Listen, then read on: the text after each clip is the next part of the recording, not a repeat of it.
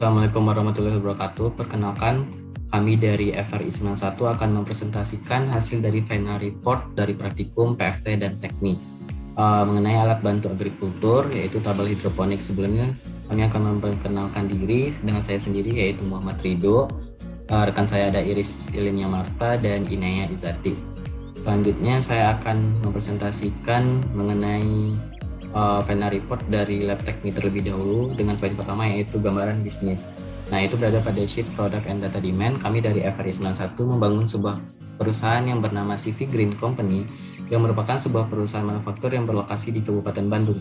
Produk tabel hidroponis ini merupakan sebuah meja penunjang agrikultur yang berfokus pada penanaman tanaman hidroponik.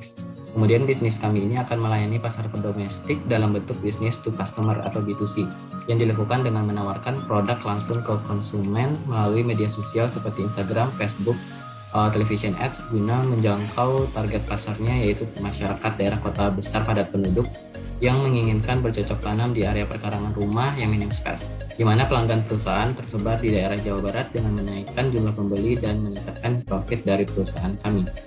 Selanjutnya, poin kedua ada analisis STP dan marketing mix.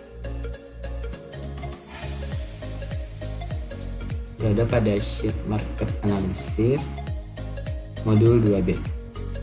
Nah, berikut analisis dari ketiga aspek strategi pemasaran dari hal segmenting, targeting, dan positioning. Yang pertama ada segmenting, terdapat 4 bagian yaitu geografis, demografis, psikografis, dan behavior atau perilaku.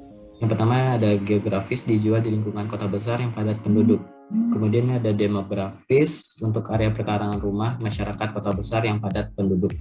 Untuk masyarakat dengan segmentasi ekonomi menengah ke atas. Kemudian ada yang ketiga psikografis, menargetkan untuk masyarakat menengah ke atas serta yang menyukai gaya hidup sehat atau go green. Kemudian terakhir ada perilaku atau behavior untuk masyarakat yang ingin menerapkan gaya hidup sehat dan go green di daerah kota besar yang padat penduduk dan bersifat musiman. Yang kedua ada targeting yang hanya menawarkan satu macam produk. Produk ini akan mencakup pasar kebutuhan pangan dan umum di kota besar seperti Jakarta, Surabaya, Bandung, dan sebagainya. Hal ini bertujuan untuk menciptakan image yang kuat dari produk kepada konsumen di daerah kota besar padat penduduk. Terakhir ada positioning. Tabel hidroponik adalah alat penunjang agrikultur yang mudah digunakan, efektif, dan efisien, yang digunakan di sektor pertanian mikro, terutama dalam hal menghasilkan tanaman hidroponik yang sehat dan higienis, sehingga memiliki tagline ciptakan kehidupan go green dari dini. Dengan adanya tagline ini, maka produk tabel hidroponik ini dapat memposisikan di konsumen. Dalam metode marketing mix terdapat 4P, yaitu product, place, price, and promotions. Pertama ada produk, yaitu tabel hidroponik adalah salah satu produk inovasi dari bidang agrikultur yang berfokus pada penanaman tanaman hidroponik. Kemudian kaca meja dapat digunakan sebagai tempat untuk meletakkan benda tertentu seperti buku dan lain-lain. Kemudian ada place, perusahaan manufaktur dan memiliki gudang untuk menyimpan persediaan produk serta bahan baku yang berlokasi di Ciganitri, Bandung. Untuk price-nya, tabel hidroponik akan dijual seharga Rp500.000. Kemudian untuk promosi yang dilakukan dengan menawarkan produk langsung ke konsumen melalui media sosial seperti Instagram, Facebook guna menjangkau target pasarnya yaitu masyarakat daerah kota besar padat penduduk yang menginginkan bercocok tanam di daerah perkarangan rumah yang minim space. Selanjutnya poin ketiga yaitu strategi dan rencana pemasaran. Perusahaan membutuhkan analisis pasar dari segala aspek untuk melihat peluang dan strategi yang dilakukan perusahaan untuk memperkenalkan dan memasarkan produk. Kami akan menganalisis analisis pasar, peramalan penjualan, perkiraan biaya pemasaran, dan analisis kerusakan pasar. Nah, selanjutnya analisis pasar ini adalah untuk mengetahui karakteristik dan strategi pemasaran yang akan dilakukan oleh perusahaan. Selain dilakukan perhitungan peramalan penjualan, kami akan menghitung target penjualan berdasarkan survei lapangan dan volume produksi berdasarkan data yang kami miliki dari lembar peramalan 12 periode. Tujuannya untuk mengetahui investasi tambahan apa yang dibutuhkan atau tindakan apa yang harus dilakukan oleh perusahaan kami. Selanjutnya, strategi pemasaran dilakukan dalam perencanaan sebuah bisnis pada perusahaan harus mencakup 3 hal penting, yang diantaranya adalah segmenting, targeting, dan positioning. Dengan menganalisis ketiga aspek ini, perusahaan dapat mengetahui strategi pemasaran yang harus dilakukan dan dapat menarik kesimpulan untuk melakukan perancangan bisnis selanjutnya. Selanjutnya di sales forecasting. Nah, Hasil peramalan dari demand atau permintaan yang kami dapatkan adalah sebesar 5.718. Kemudian target penjualan itu meningkat, kami tentukan 0,1% per tahunnya. Dapat dilihat sales target based on field survey-nya, jumlah pembelinya itu pada tahun 2022 5.718 meningkat setiap tahunnya, dapat dilihat pada layar. Kemudian untuk volume produksi pada tahun pertamanya sama dengan permintaan ditambah dengan faktor kelonggaran sebesar 1%, dan peningkatan volume produksi ditentukan sebesar 1%. Nah, dapat dilihat jumlah pembelinya meningkat dari perhitungan yang sebelumnya, yaitu 5.753, dan yang sebelumnya itu 5.718. Dan volume produksi ini jumlah pembelinya itu meningkat juga di setiap tahunnya. Selanjutnya ke sheet estimated marketing cost. Dapat dilihat di sini kami mengiklankan produk ini menggunakan digital ads, yaitu Instagram dan Facebook, kemudian ada television ads dengan harga total Rp20.937.000 untuk periode pertama. Kemudian kami asumsikan peningkatan marketing cost-nya itu sebesar 2% di setiap tahunnya. Jadi pada tahun kedepannya, setiap tahunnya kami mengeluarkan harga atau cost untuk mengiklankan produk ini meningkat sebesar 2% seterusnya. Kemudian terakhir ada market breakdown. Dapat dilihat potensial market, PT Green Company mencari sektor pasar yang menjual alat-alat agrikultur di daerah kota besar. Kemudian untuk available market atau market pasar yang tersedia, produk tabel hidroponik tersedia di daerah perkotaan. Kemudian target marketnya dari Green Company adalah orang-orang yang tinggal di daerah kota besar pada kalangan masyarakat menengah ke atas di daerah Jakarta, Bandung, dan lainnya. Level of competition, PT Green Company berbasis sistem oligopoli dikarenakan adanya pasar lain yang menjual alat agrikultur jenis hidroponics. Selanjutnya akan dijelaskan oleh rekan saya. Selanjutnya itu pada modul 4, sheet material cost. Perusahaan akan menentukan material cost, diantaranya menentukan produk direct material cost, yakni total permintaan pada tahun 2022 sampai 2026 dengan mengalihkan units per produk dikali production volume. Kemudian menentukan total cost in 2022 sampai 2026 berdasarkan data yang telah didapatkan. Menentukan packaging holding direct material cost itu dengan menentukan total holding cost dari tahun 2022 sampai 2026 dengan rumus percentage holding cost dikali total produk material cost. Kemudian menentukan packaging komponen yang digunakan pada perusahaan Green Company. Packaging yang digunakan yaitu box, bubble wrap, dan lakban. Selanjutnya menentukan order direct material cost. Perusahaan memiliki 4 komponen utama, yaitu kaca meja, pipa selat air, wadah tanaman, dan kaki meja dengan order preferensi tahunnya yaitu 12 unit. Kemudian menentukan total order cost dari tahun 2022 sampai 2026 dengan rumus order preferensi dikali order cost. Kemudian menentukan total direct material cost dengan rumus total product material cost tahun 2022 ditambah total packaging ditambah holding product di tahun 2022 ditambah total order cost di tahun 2022. Selanjutnya menentukan produk indirect material cost dari beberapa item, yaitu kain lap dan price tag dengan increase persentase 5%. Kemudian tentukan total needs in 2022 sampai 2026.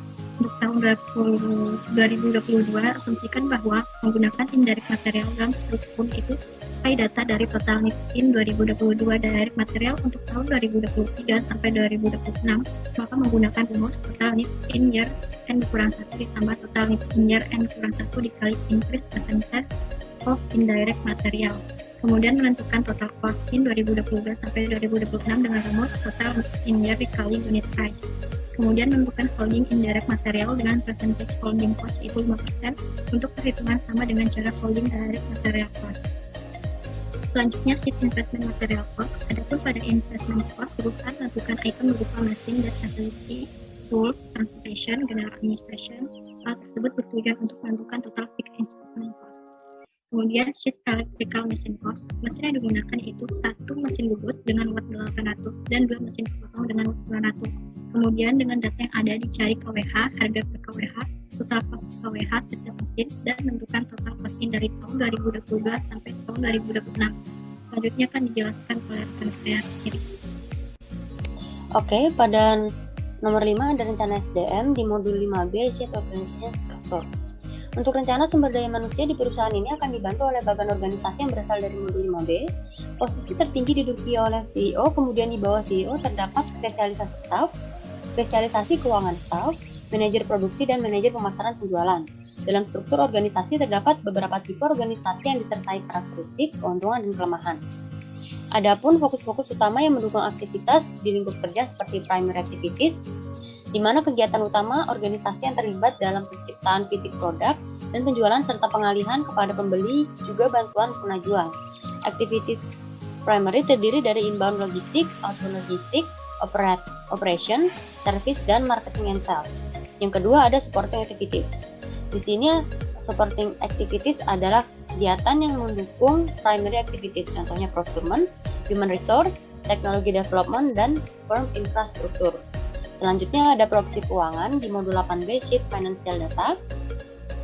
Perusahaan menentukan total direct cost, total overhead cost, kemudian total production cost dengan menjumlahkan total direct cost dan total overhead cost, total operation cost, dan total production cost, dan total operational cost.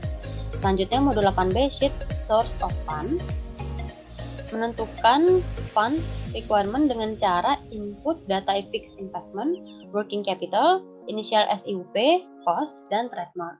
Source of fund dengan owner equity akumulatif sebesar 80% dan bank loan sebesar 20%, kemudian menentukan total dengan menjumlahkan keduanya. Selanjutnya ada modul 8B sheet cost of goods sold. Di sini kami menentukan final inventory dengan menggunakan selling volume dikurangi production volume. Kemudian menentukan cost of goods sold dengan menjumlahkan total direct cost dan total overhead cost. Kemudian kita bisa menentukan cost of goods sold per produk dengan cost of goods sold per product volume. Kemudian menentukan product selling cost dari tahun 2022 hingga 2026. Selanjutnya menentukan profit loss. Pertama menentukan sales revenue dari tahun 2022 hingga 2026 dan initial supply of finished good product. Pada tahun 2022 tidak ada inventory. Kemudian menentukan available finished good for sale, availability finished product. Hasil akhir yang diinginkan yaitu EAT atau earning after interest and tax bernilai positif, artinya perusahaan tidak merugi.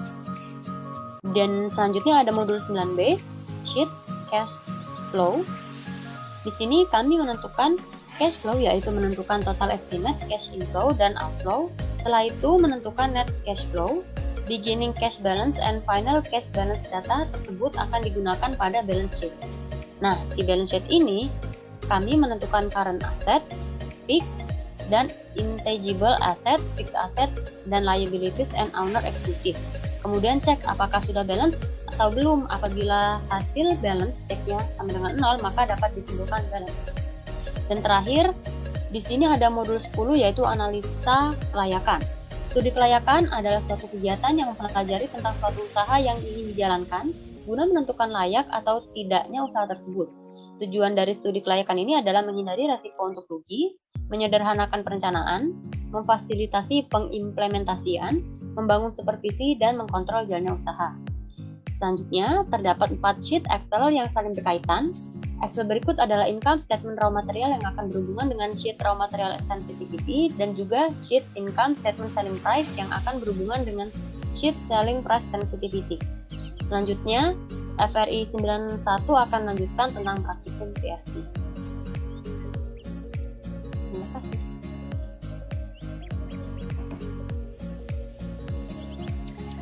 Oke, selanjutnya penjelasan PFT. Yang pertama ada jarak antar supplier dengan kandidat lokasi.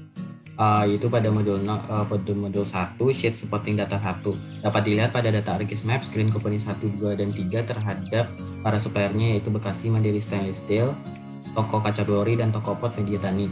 Jarak terdekat yang berada di Green Company 1 menuju supplier adalah Toko Kaca Glory sejauh 36,2 km, dan di Green Company 2 jarak terdekat diperoleh Toko Pot Media Tani sejauh 12,5 km. Sementara untuk Green Company 3 dari suppliernya dekatnya adalah Toko Kaca Glory sejauh 8 km. Nah, selanjutnya poin kedua yaitu pemilihan lokasi dengan faktor rating, yaitu berada pada sheet modul 2 determine factor and weight.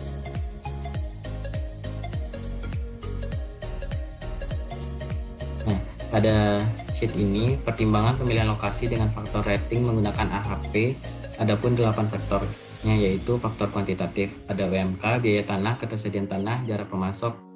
Nah, yang selanjutnya ada kualitatif. Pada kualitatif ini terdapat sumber daya manusia, kemudian akses jalan, lingkungan atau rawan bencana, kemudian ada mutu fasilitas jalan. Dengan menggunakan metode AHP, maka kita akan mencari skor masing-masing untuk menentukan apakah hasil faktor rating konsisten atau tidak. Berdasarkan hasil perhitungan dari FRI 91, didapatkan nilai CR-nya yaitu sebesar 0,038. Artinya pemilihan lokasi berdasarkan faktor yang telah dihitung konsisten karena nilai CR-nya itu kurang dari 0,1. Selanjutnya di sheet factor rating.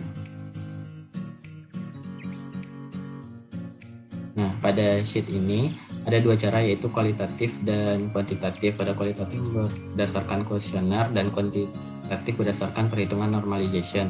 Kemudian setiap alternatif lokasi supaya ditentukan totalnya. Berdasarkan perhitungan tersebut, area dengan bobot tertinggi yaitu Kabupaten Bandung sebesar 76,76. Jadi yang terpilih adalah Kabupaten Bandung. Selanjutnya poin ketiga yaitu penjelasan mengenai routing sheet.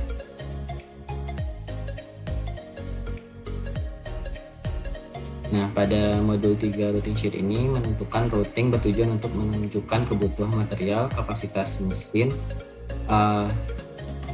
efisiensi, dan penunjang lainnya untuk membuat suatu produk.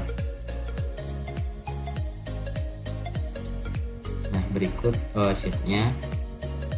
Tabel hidroponis kemudian menentukan aktual mesin capacity unit per day, amount of actual machine, required production amount atau unit per day, kemudian prepared production amount unit per day dengan total actual machine required sesuai dengan keadaan yang ada dalam tabel hidroponik dengan total actual machine sebesar 12 unit. Tingkat efisiensi yang dimiliki dalam rentang 99% hingga 100% dan tingkat potensi defect dalam rentang 0% sampai 1%. Pada tabel prepared production amount didapatkan produksi per harinya yaitu 45 diambil dari nilai tertinggi. Kemudian ada yang poin keempat dilanjutkan oleh teman saya yaitu Inaya.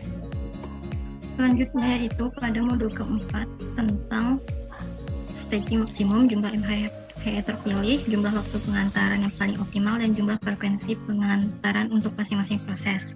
Staging maksimum yaitu dari DKE sebesar 542. Jumlah MHE terpilih yaitu pada unit lot kedua sebesar 2 yaitu dari A ke F, B ke F, F ke J. Selanjutnya, jumlah waktu pengantaran paling optimal yaitu pada unit lot 45 yaitu 34. Jumlah frekuensi pengantaran untuk masing-masing proses yaitu 1. Selanjutnya yaitu luas area.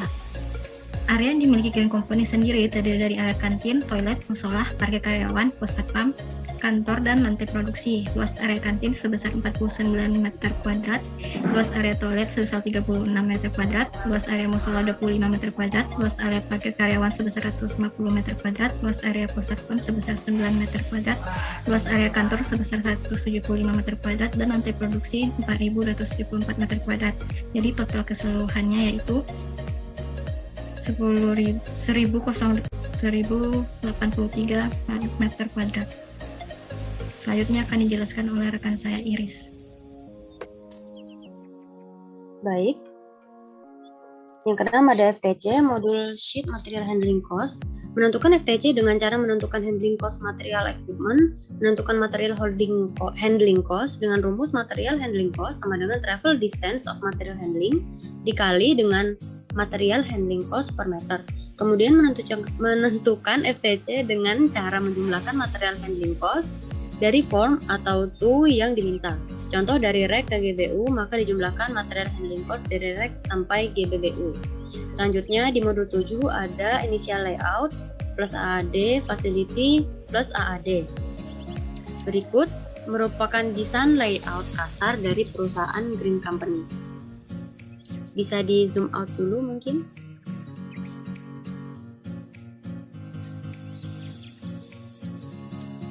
Ya, ini adalah layout kasar dari perusahaan Green Company. Untuk selanjutnya di final layout,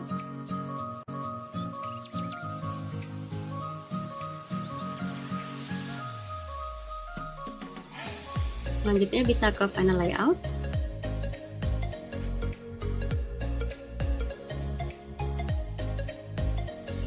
Ya, berikut merupakan hasil akhir desain perusahaan Green Company.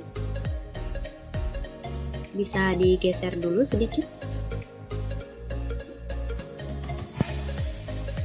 Oke, ke analisa. Berdasarkan final layout di samping, maka didapatkan dari hasil total cost initial layout terkecil yaitu sebesar 111,530,06 pada literasi 2 departemen, 3 ke 2 departemen, dan 2 ke 3 departemen. Dan yang di sebelah kanan ini adalah hasil dari aplikasi WinKSD. Ya, sekian dari presentasi kami. FRI 091, apabila ada kesalahan mohon maaf. Wassalamualaikum warahmatullahi wabarakatuh.